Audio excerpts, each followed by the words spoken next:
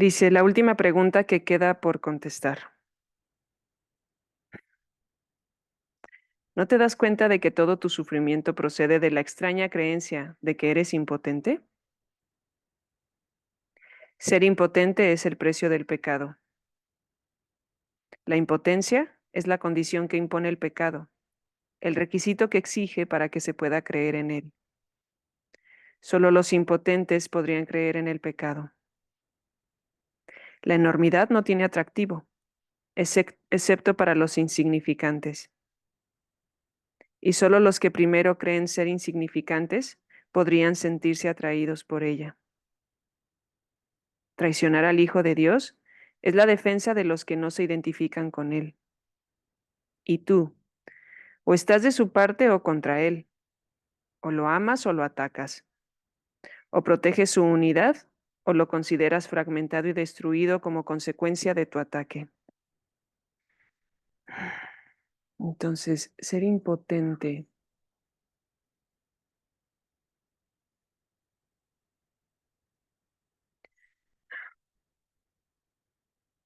Impotente es carecer de poder. Déjenme lo busco.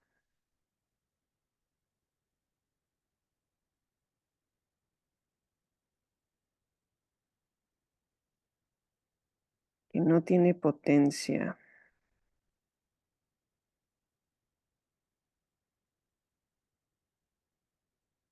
Uh,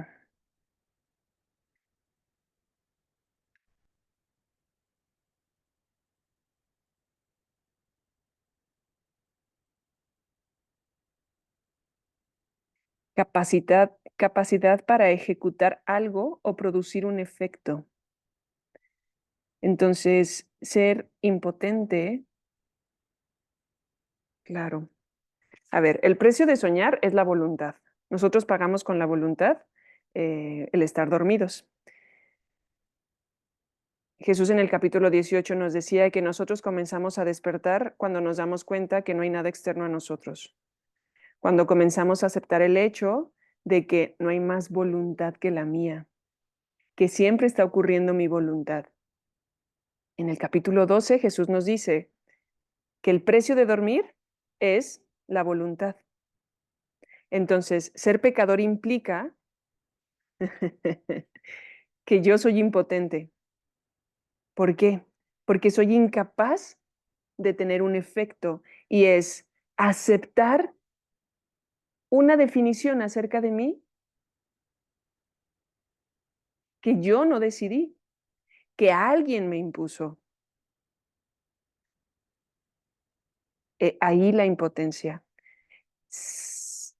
Aceptar que soy pecador es aceptar también el hecho como ignorancia de que yo no decidí esa identidad. Es como si alguien lo hubiera decidido por mí. Eso está alejado de la verdad. Pero entonces, ser pecador es ser impotente. Cuando hablábamos acerca del pecado, lo comparaba con el error y decía, el error se corrige. Tú puedes errar y errar es solamente un error de pensamiento, pero ser pecador es algo que pareciera que está establecido, que es rígido, que no puede ser cambiado. Entonces vuelvo a leerlo. ¿No te das cuenta de que todo tu sufrimiento procede de la extraña creencia de que eres impotente? Es como estoy desahuciado, no hay nada que más hacer. Yo soy esto tan despreciable, tan horrible que creo ser. Ser impotente es el precio del pecado. Porque, porque ser impotente implicaría que no tengo la capacidad de elegir. Si no tengo la potencia para producir un efecto, la impotencia es la condición que impone el pecado, el requisito que exige para que se pueda creer en él. Solo los impotentes podrían creer en el pecado. Hmm. La enormidad no tiene atractivo excepto para los insignificantes. y solo los que primero creen ser insignificantes podrían sentirse atraídos por ella. Traicionar al Hijo de Dios es la defensa de los que no se identifican con Él. ¿Y tú? O estás de su parte o contra Él, o lo amas o lo atacas, o proteges su unidad o lo consideras fragmentado y destruido como consecuencia de tu ataque. Mm. Nadie cree que el Hijo de Dios sea impotente. Y aquellos que se ven a sí mismos como impotentes deben creer que no son el Hijo de Dios. Aquellos que se ven como impotentes deben creer que no son el Hijo de Dios.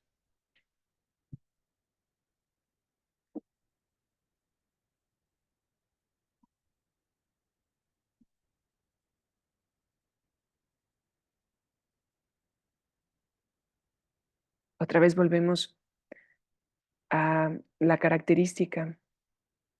El sueño se caracteriza por el olvido de mi identidad. A través de las lecciones, Jesús continuamente nos recuerda, de hecho, es de las lecciones que más se repite. Eres tal como Dios te creó. Sigue siendo tal como Dios te creó. Tu identidad no ha cambiado. No eres un pecador. No eres impotente. Eres el Hijo de Dios. Y el Hijo de Dios no es impotente.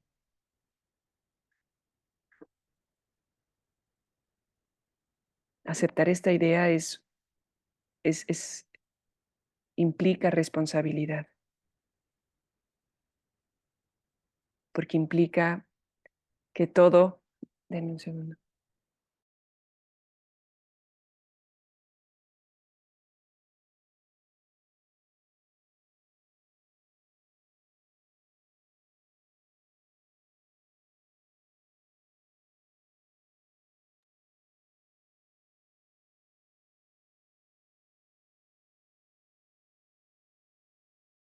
Entonces, verme impotente es renunciar o negar mi identidad. Entendiendo la palabra impotente.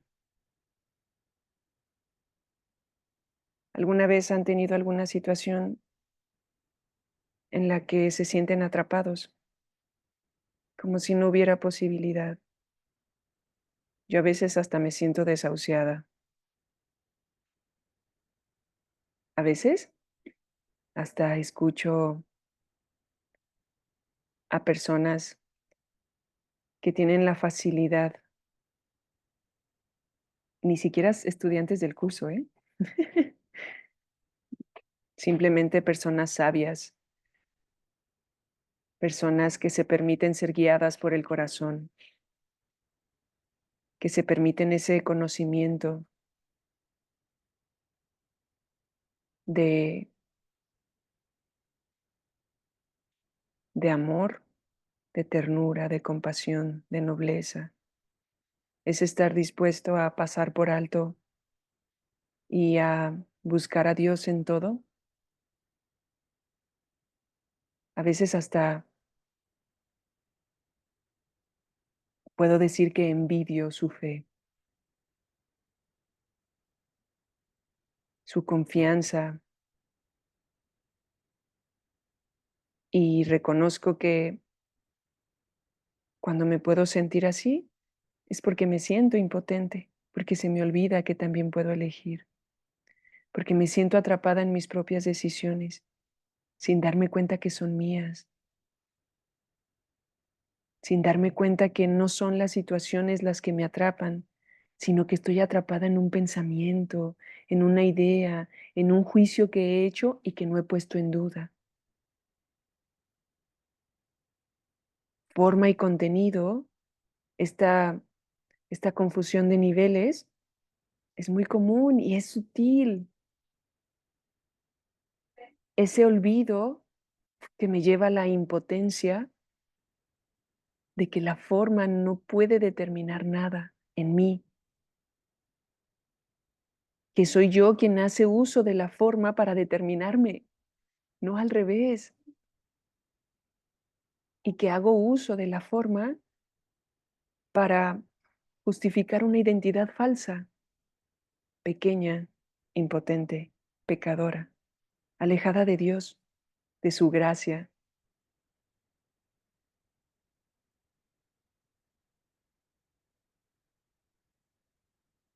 ¿Alguna vez nos ha pasado eso? ¿O solo a mí? Y yo me puedo dar cuenta que cuando me siento más atrapada, es porque estoy empeñada en que la forma adopte una, una, una característica distinta para justificar o para validar la eficacia del perdón. Entonces hago del perdón lo que yo quiero y quiero amoldarlo a lo que a mí me parece bien, lo que a mí me gustaría. Es obviamente un capricho de mi ego, de mi identidad. Y es un berrinche, berrinchazo, un narcisismo egoico, mira, enorme. Entonces dice, nadie cree que el Hijo de Dios sea impotente. Y aquellos que se ven a sí mismos impotentes deben creer que no son el Hijo de Dios. ¿Qué podrían ser entonces sino su enemigo? Pues, ¿y qué podrían hacer sino envidiarle su poder y, como consecuencia de su envidia, volverse temerosos de dicho poder? Y esto lo puedo confirmar. Cuando me da envidia la fortaleza, la fe, ¡ah! Termino temiendo el poder que parece que tienen ellos y que no me conoce a mí, que me abandonó.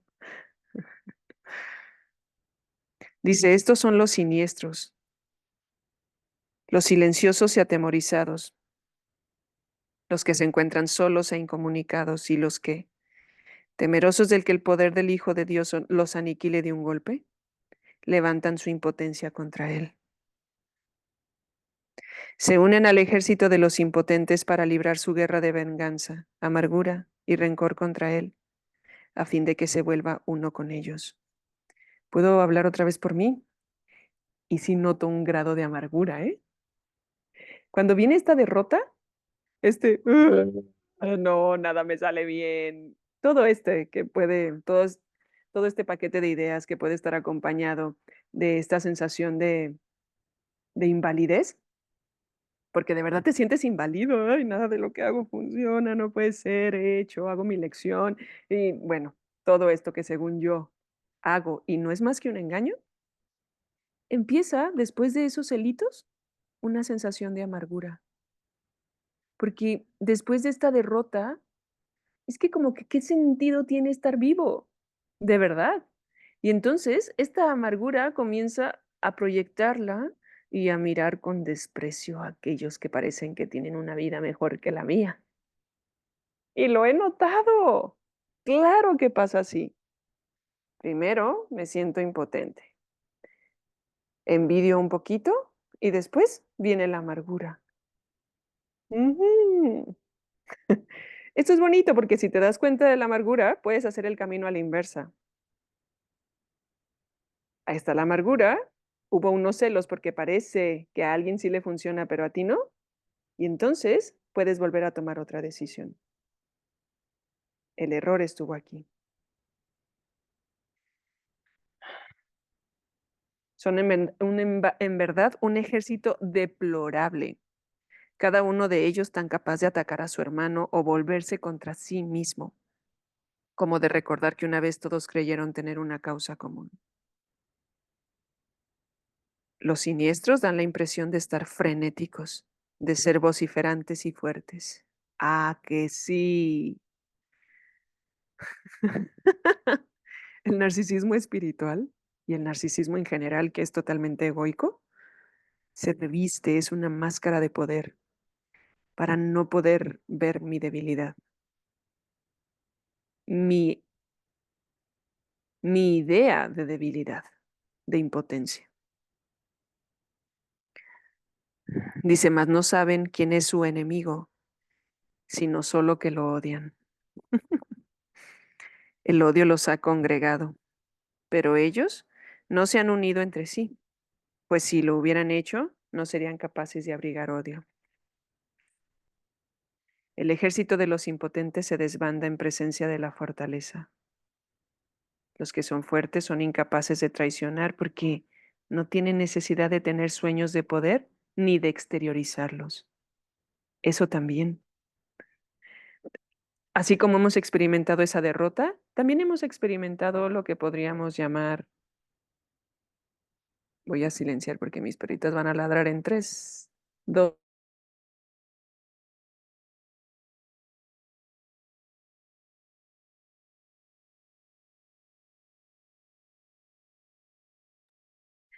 También hemos experimentado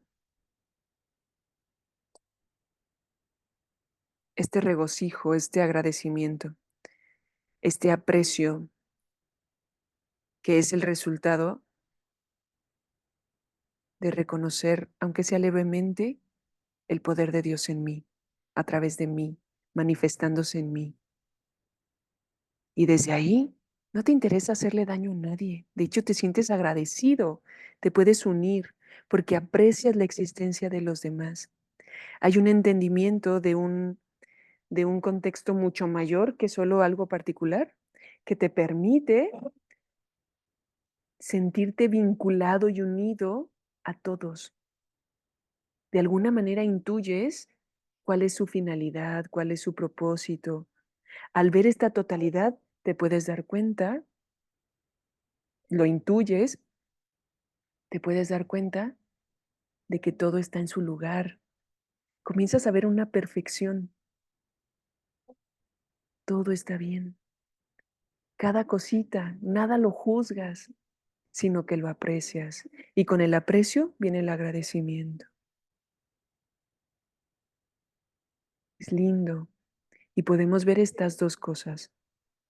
En un nivel te sientes impotente, desvalido, todo me ocurre a mí, no tengo alternativa. Pareciera que más bien me tengo que resignar y esta resignación me lleva a envidiar a los que parece que sí tienen a su favor a Dios y no solo eso, sino que me lleva a sentirme amargado. Pero por otro lado, también me siento potente, capaz de tener efectos, pero no solo eso. El efecto no solo radica en mí, sino que puedo ver el mismo efecto en todos. Es lindísimo, pero de ahí el aprecio viene de ahí, el agradecimiento. Hay un entendimiento de la totalidad. Mm. Dice, podría vérsele atacando a cualquiera con cualquier cosa. Los sueños son completamente irracionales. En ellos, mm, una flor se puede convertir en una lanza envenenada, un niño en un gigante y un ratón rugir como un león. Y con la misma facilidad el amor puede trocarse en odio. Esto no es un ejército, sino una casa de locos. Lo que parece ser un ataque concertado, no es más que un pandemonium. Onda, no sé qué es eso. Vamos a ver qué es. Pandemonium.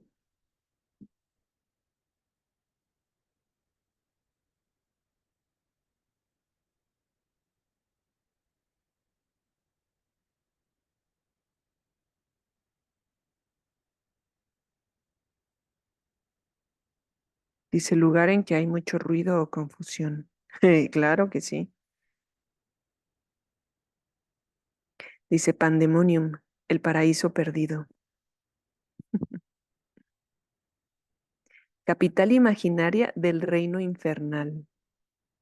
Imaginaria, ¿eh? Claro que sí.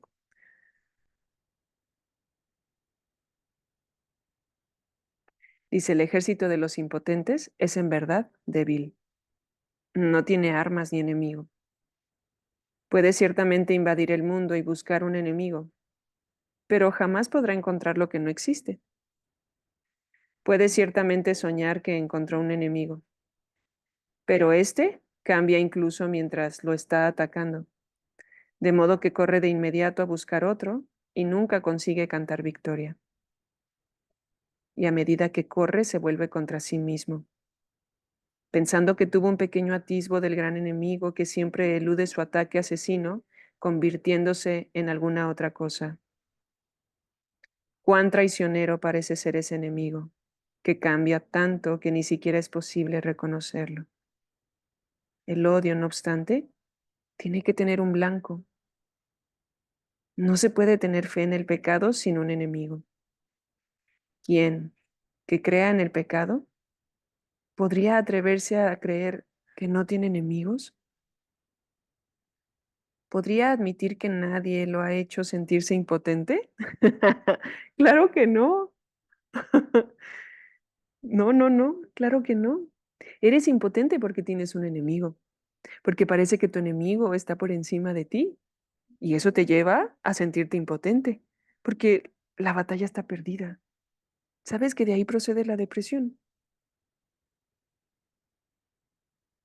La depresión que puede observarse a nivel biológico en animales em, se describe como hay una leona, que es la leona alfa, está su pareja, que es el león alfa, todos los demás son beta, todas las demás son beta, pero entonces el león alfa un día caminando encuentra una leona alfa que es más joven, no digamos bella, adinerada, operada, no, no, joven. Entonces, para el macho alfa, una hembra joven es mucho más valiosa que una que ya tiene 15 años con ella a nivel biológico. ¿Qué ocurre con la sustituida leona alfa? Se va a retirar, se va a retirar para dejarse morir porque ya no hay nada que pueda hacer. ¿Cómo compite con aquello? Se siente impotente. Y puedes notar cada vez que nos sentimos impotentes, hay una tristeza, hay una depresión ahí. Por eso dicen, te volviste amargada. A veces uno se desconoce y dices, bueno, pues ¿qué me picó? Pues porque todo me parece mal, hasta te vuelves criticón. Estoy hablando de mí. Te echas un comentario que no te echarías antes y dices, bueno, pues ¿de dónde me vino esta cizaña? Estas ganas de hacer daño, de herir. ¿Qué pasó? Pues aquí está la respuesta. Dice, la razón seguramente le diría que dejara de buscar lo que no se puede encontrar. Sin embargo, tiene primero que estar dispuesto a percibir un mundo donde no hay enemigos. Este es uno de los requerimientos para el perdón. ¿Estás dispuesto a ver a tu hermano inocente? ¿Estás dispuesto a aceptar que no tienes enemigos? Claro que esto es ponerte el espejo y saber que eres tú quien se está haciendo todo a sí mismo, que no hay nadie más. Dice, no es necesario que entienda cómo sería posible que él pudiera ver un mundo así. Ni siquiera debería tratar de entenderlo. Pues si pone su atención en lo que no puede entender, no hará sino agudizar su sensación de impotencia y dejar que el pecado le diga que su enemigo debe ser el mismo. Pero deja que se haga a sí mismo, pero deja que se haga a sí mismo las siguientes preguntas con respecto a las cuales tiene que tomar una decisión para que esto se lleve a cabo por él. Deseo un mundo en el que gobierno yo en lugar de uno que me gobierna a mí. Deseo un mundo en el que soy poderoso en lugar de uno en el que soy impotente. Deseo un mundo en el que no tengo enemigos y no puedo pecar. Y deseo ver aquello que negué precisamente porque es la verdad.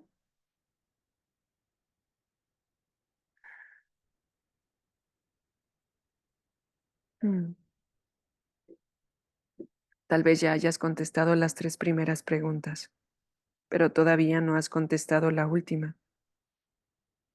pues esta aún parece temible y distinta de las demás. Mas la razón te aseguraría que todas son la misma pregunta. Dijimos que en este año se haría hincapié en la igualdad de las cosas que son iguales.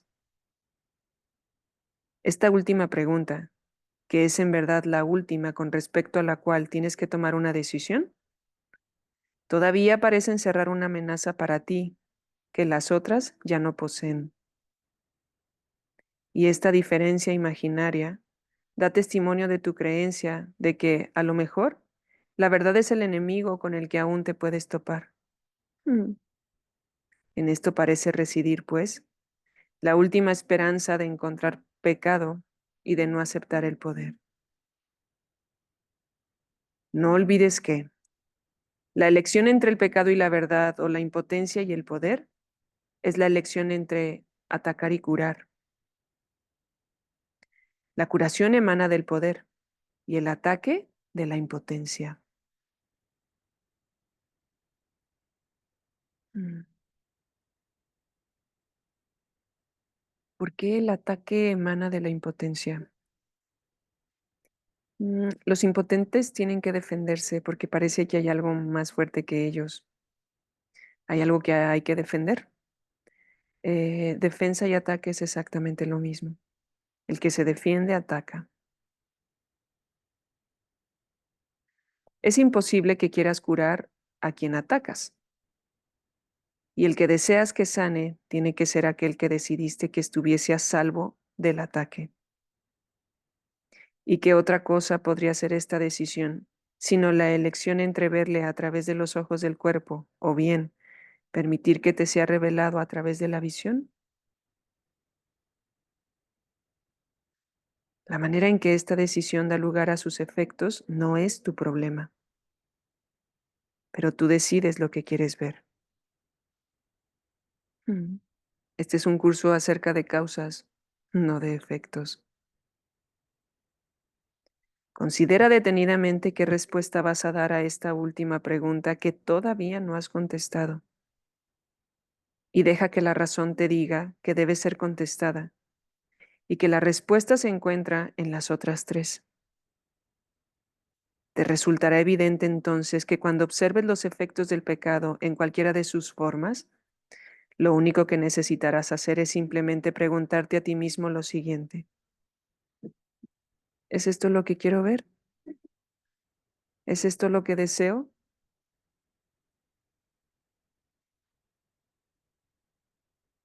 Esta es la única elección que tienes, la base de lo que ocurre. No tiene nada que ver con la manera en que ocurre, pero sí con el por qué. Recuerda que este capítulo comienza, ¿cómo se llama? El capítulo se llama Razón y Percepción y empieza diciéndote que siempre estás viendo lo que quieres ver. Así, dice, la percepción es un deseo colmado, eres responsable de lo que ves, eliges los sentimientos, todo lo estás eligiendo tú, todo se te presenta tal y como tú lo has decidido. Por eso, la pregunta, esta es la que te tienes que contestar, porque todo está en función a tus deseos. ¿Qué quieres? ¿Ver pecado? Vas a seguir teniendo enemigos, vas a seguir sintiéndote impotente. ¿Quieres ver inocencia? ¿Quieres ver al Hijo de Dios? ¿Estás dispuesto a reconocer que no tienes enemigos, que la causa eres tú? Porque este curso es de causas, no de efectos. ¿Estás dispuesto? Hmm.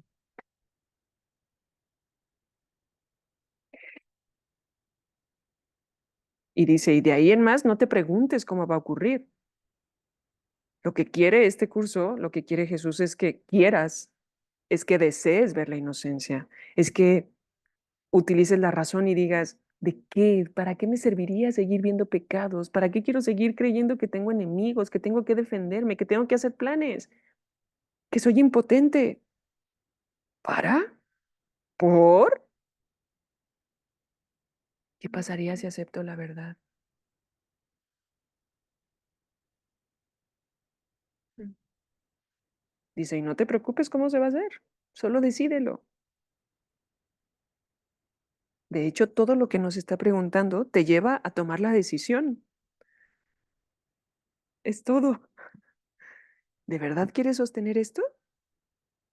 ¿Esto de verdad te hace feliz? ¿Lo quieres sostener? ¿Lo quieres seguir viendo? ¿Esto es lo que tú deseas? ¿De verdad lo deseas? ¿De verdad te ofrece algo que tú puedas desear? Esta es la única lección que tienes.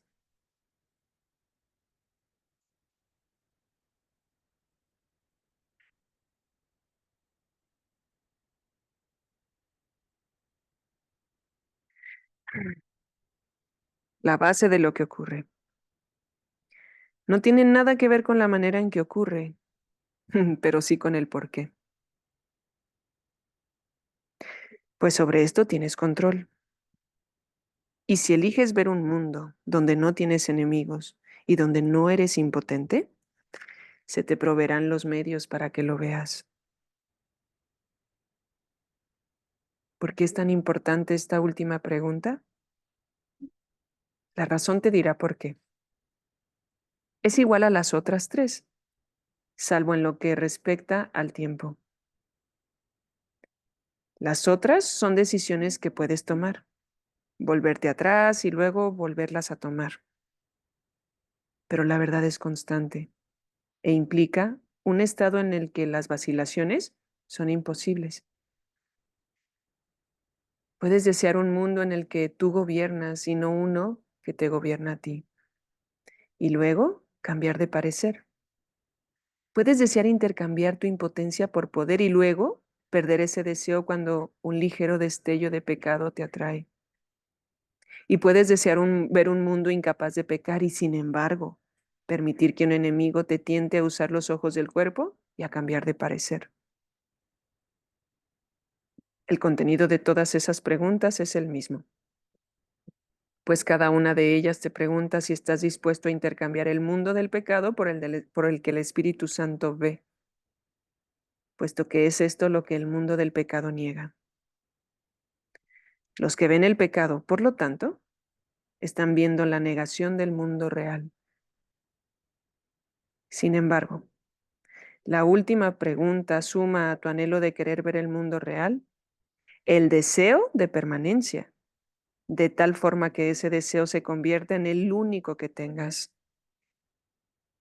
Si contestas esta última pregunta con un sí, añade sinceridad a las decisiones que ya has tomado con respecto a las demás, pues solo entonces habrás renunciado a la opción de poder cambiar de parecer nuevamente. Cuando eso deje de interesarte, las otras preguntas quedan perfectamente contestadas.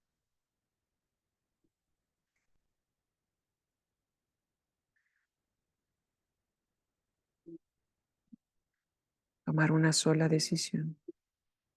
De hecho, sería de alguna manera renunciar a nuestra capacidad de decidir. Es tomar una decisión para sostenerla, para no volver a tomar otra. Mm. ¿Por qué crees que no estás seguro de que las otras preguntas hayan sido contestadas? ¿Sería acaso necesario plantearlas con tanta frecuencia si ya se hubiesen contestado? Hasta que no se haya tomado la decisión final. La respuesta será a la vez un sí y un no, pues has contestado sin darte cuenta de que sí quiere decir que has dicho no al no. es, es, es esa idea de que tienes opciones. En la otra renuncias a las opciones. Esto es lo único que quiero. No deseo nada más. Responder las otras es la negación del mundo real. Acuérdate que para negar algo primero tengo que verlo y negarlo. Para poder ver carencia tengo que ver la abundancia y decir que no me pertenece, negarla y adoptar la carencia. Para ver el mundo este ilusorio tengo que ver el mundo real, saber que lo tengo ahí, pero negármelo. Cuando respondo la última pregunta, es el reconocimiento de que no hay otra opción. Hmm. Dice, ¿por qué crees que no estás seguro de que las otras preguntas hayan sido contestadas? ¿Sería acaso necesario plantearlas con tanta frecuencia si ya se hubiesen contestado? Hasta que no se haya tomado la decisión final, la respuesta será a la vez un sí y un no. Pues has contestado sin darte cuenta de que sí quiere decir que has dicho no al no. Nadie decide en contra de su propia felicidad, pero puede hacerlo si no se da cuenta de que eso es lo que está haciendo. Y si él ve su felicidad como algo que cambia constantemente, es decir, ahora es esto, luego otra cosa, y más tarde una sombra elusiva que no está vinculada a nada, no podrá sino decidir en contra de ella.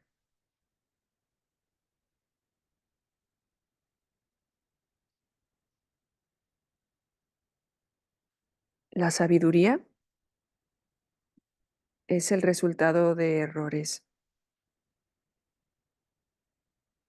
A medida que todos vamos teniendo esta experiencia humana, la idea de felicidad nos mueve. Siempre tomamos las decisiones que creemos que nos traerán felicidad para darnos cuenta que no nos hacen felices. Y la sabiduría procede de reconocer el error, de yo creí que esto me haría feliz, yo creí que apostarle a esto, yo creí que invertir en esto, yo creí que valorar esto me traería la felicidad y no fue así. Ese error, ese reconocimiento, me lleva a la sabiduría porque implica que no sé. Hasta que yo no sé, me permito ser guiado. Todos tomamos las decisiones que tomamos y nuestra vida ha tomado el rumbo que está tomando desde la felicidad. Todos apostamos por nuestra idea de felicidad, aunque eso implique quizá a los ojos de alguien más, hacerle daño a alguien, juzgarlo. Da igual. Mm. Y lo puedes ver en ti. Nunca has tomado una decisión para decir, estoy tomando la peor decisión. Esto me va a traer mucho dolor. Vamos. No.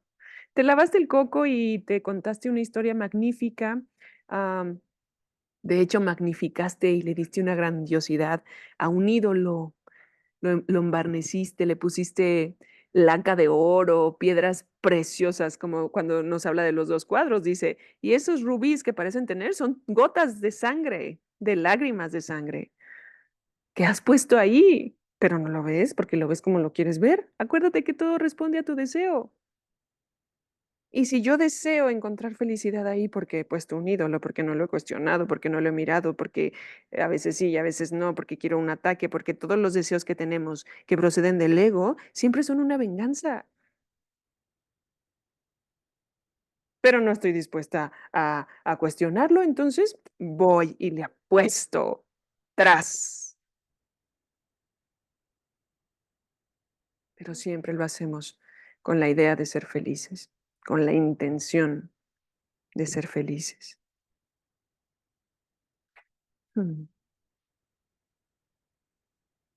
Cuando nos damos cuenta de eso en nosotros, podemos ser también benévolos con los demás y retirarnos al ejercicio del juicio que a veces tan deliberadamente y tan distanciados podemos efectuarlo, realizarlo. Ujú. En nuestra disque sabiduría a veces nos creemos jueces y creemos que se va a equivocar. No, hey, ¿cuántas veces te has equivocado tú? Pero aunque te equivoques, siempre lo hiciste con la intención de ser feliz. Después salió mal, sí, pero siempre fue porque querías ser feliz. Todos estamos decidiendo por la felicidad, aunque eso implique comenzar una plática que termina en guerra, aunque eso implique invadir un país, lanzar una bomba atómica, comenzar el holocausto, hacer una donación. Mm, Todo por la idea y el ideal de felicidad. Somos inocentes. Mm. Dice, la felicidad elusiva, la que cambia de forma según el tiempo o el lugar, es una ilusión que no significa nada. ¿A poco no? Hoy buscas la felicidad en algo que no lo buscabas hace 5 años. Hoy crees que la causa de tu felicidad es, mm, hoy yo tengo 38 y puedo mirar mi felicidad en tener una casa. Cuando eres un niño de 5 años, a ti tener una casa te da igual. Tu felicidad es tener una pelota azul, unos patines, que te dejen salir a jugar con tus vecinos a las 7 de la noche y que no te pongan hora para meterte. Eso no es felicidad, es una felicidad elusiva, no es constante.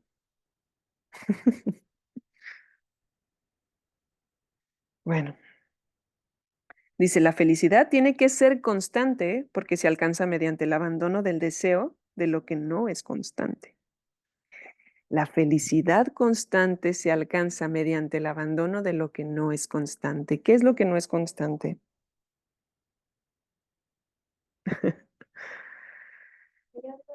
¿Qué es lo que no es constante? ¿Qué es lo que cambia? ¿Podemos verlo?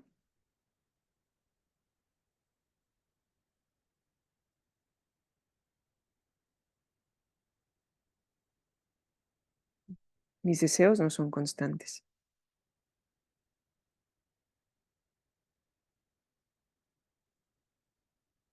De hecho, a veces los deseos justo se cumplen y dejas de desearlos. Pareciera que los deseas porque no los tienes.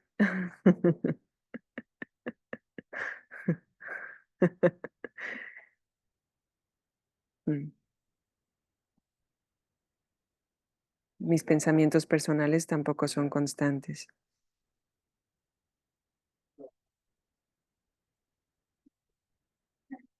Dice, la dicha no se puede percibir excepto a través de una visión constante. La visión constante no procede del personaje. El personaje cambia. Basta con sentarte a observar tu mente 15 minutos para darte cuenta que ningún pensamiento permanece. Y la visión constante solo se les concede a aquellos que desean la constancia. El poder del deseo del Hijo de Dios sigue siendo la prueba de que todo aquel que se considera a sí mismo impotente está equivocado. Desea lo que quieres y eso será lo que contemplarás y creerás que es real. Otra vez se trata de que lo desees. Por eso tienes que contestarte esas preguntas. Tu deseo siempre se realiza. No hay un solo pensamiento que esté desprovisto del poder de liberar o de matar, ni ninguno que pueda abandonar la mente del pensador o dejar de tener efectos sobre él.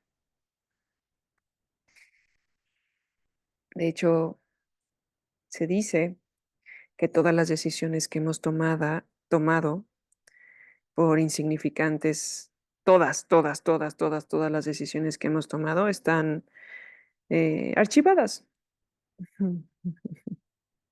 Todas, toda decisión que tomas tiene un efecto y estamos decidiendo todo el tiempo. No es para asustar, es para darnos cuenta del poder que tenemos. De impotentes no tenemos nada, aunque a veces creamos que sí.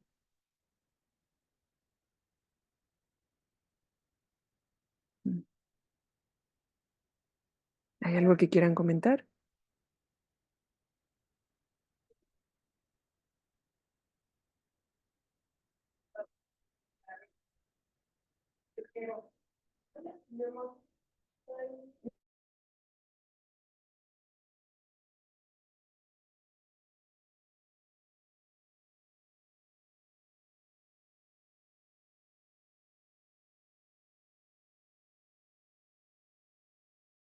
Dime, Lau,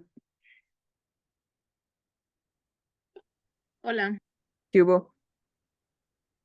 entendí, mm, como que cuando estamos buscando algo es que ya lo tenemos, pero lo estamos negando.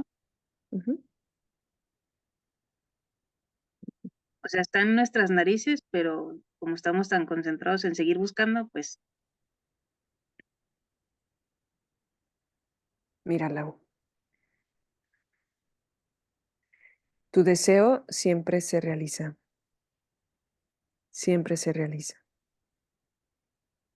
Si no lo ves, es porque eliges no verlo.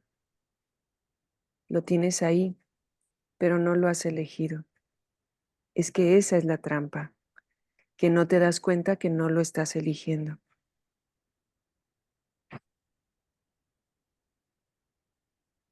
es como elegir al personaje que está buscando, ¿no? Sí, pero para tú buscar algo, tuviste que haber negado que formara parte de ti. Y lo que estás viendo es la negación. Aquí solo existe la abundancia, ¿sabes?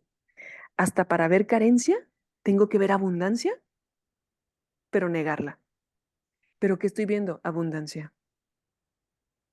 Pero veo una expresión de la negación de la abundancia. ¿Qué es? ¿Qué es? am,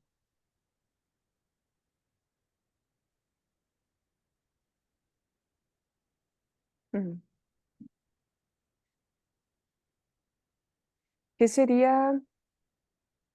Es que hay una frase en el curso que dice,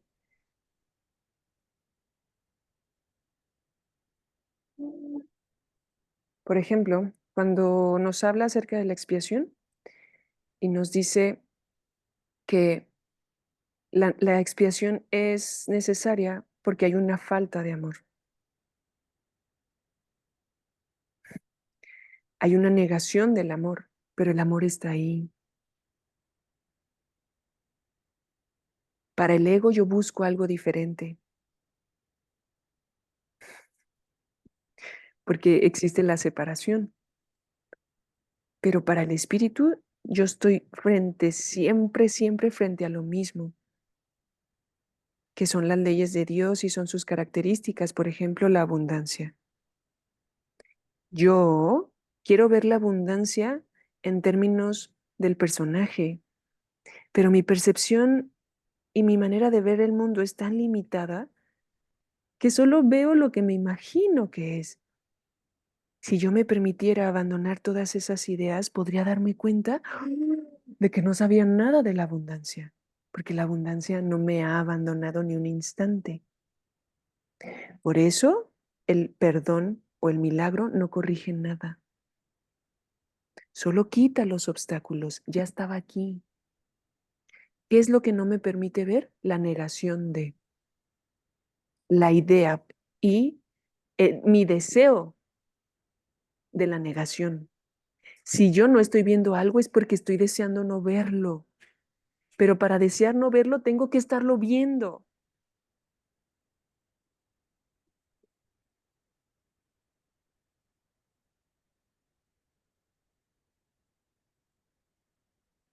Pero es un proceso mental que hay que observar. Porque cuando yo me doy cuenta de lo que realmente estoy deseando y cuál es el pensamiento que estoy sosteniendo, el que estoy valorando, el que estoy atesorando, el que estoy nutriendo, en el que estoy invirtiendo, digo, ¡ah!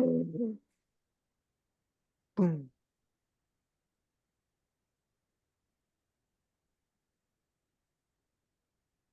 Mm, ¿qué tal?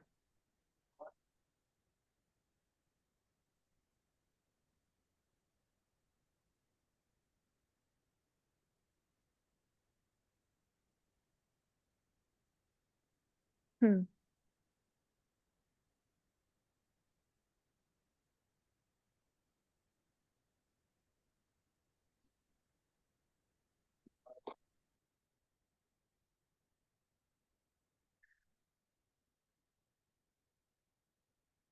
Y aquí vale ser honesto. Siempre estoy viendo lo que deseo ver. Si estoy viendo esto es porque lo estoy deseando. Y aquí podemos pedir ayuda. Muéstrame cuál es la idea que estoy sosteniendo, que quizás está en el inconsciente, no me doy cuenta.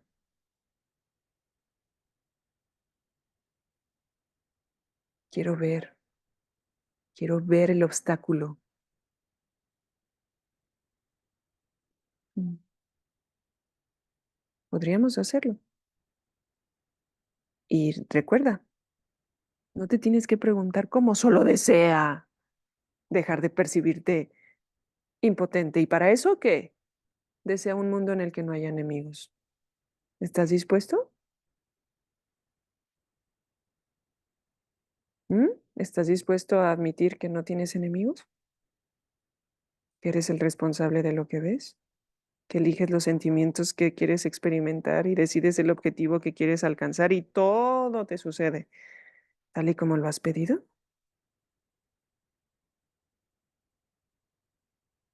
¿Estás dispuesto a darte cuenta que no eres impotente y que nadie te está haciendo nada?